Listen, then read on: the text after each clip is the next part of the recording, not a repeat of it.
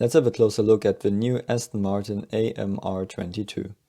In contrast to other competitors, the Silverstone-based team presented a real Formula 1 car with lots of interesting details to talk about. Let's start at the front. The front wing has 4 elements, with the first one not being attached to the nose, a concept we could already see at the Haas and something we might see on every car this year. This allows you to have one wing element running across the span. On the Aston we can clearly see that the front wing has 3 main jobs this year. 1.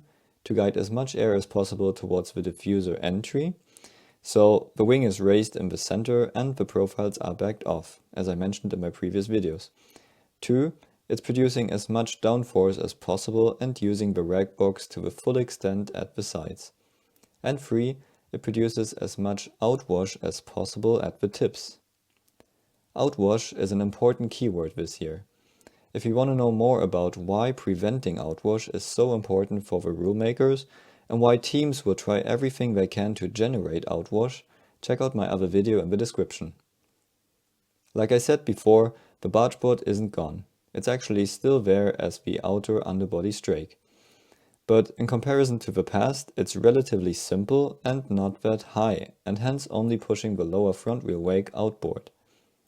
In recent years, teams increased the side blockage in front of the side pods to increase the pressure there, and to push the wake further outboard. But all these elements are not allowed anymore, and so they now use the only remaining element to push the upper front wheel wake outboard, the side pod. Haas and Aston positioned their side pod as much forward and outboard as possible to create a high pressure area right behind the front wheels to push the wake outside.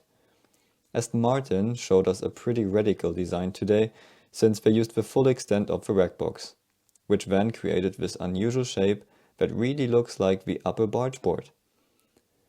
For the side pod, there are 2 different concepts of how to maximize downforce at the back. You either create a downwashing bodywork with a strange coke line to drag clean air downwards towards the rear, like most cars in recent years, or you design a side pod with a huge undercut so the air can literally flow straight to the back, like Alpine in 2021. Aston Martin chose the Alpine way this year, with a huge undercut and high-sitting side pods. The radiators are possibly lying in this top position too, as the jilts suggest. The engine Plenum has a similar blister to last year. A bit of a surprise is the back of the bodywork. One thing to note is the extreme curvature at the end of the side pods. The other surprise is that the main air outlet is very low, so that this low energy flow would hit the beam wing. Usually you would try to position this higher to have the wake between rear wing and beam wing. An extreme example here is the Red Bull RB9. The beam wing itself looks so aggressive that it looks like it's blocking the lower flow to create a strong low pressure area above the diffuser exit to drive it harder. It reminds me of the 2014 McLaren, which used its rear wishbones to block the lower flow to recover the loss of the beam wing that year.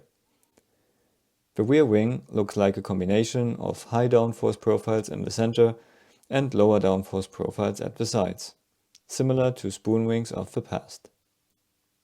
The slot gap separators are still missing. It's the first time we see a real DRS mechanism on a 2022 Formula 1 car, and this one looks a lot like the Mercedes system.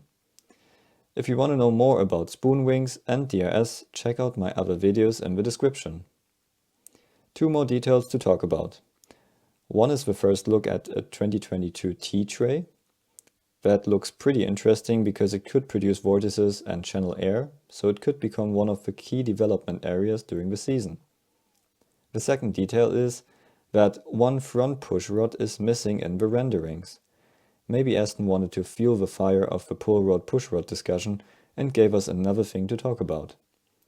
So all in all, it's pretty impressive what Aston Martin has presented today, and we should look forward to the first laps in Silverstone tomorrow. See you at the next video.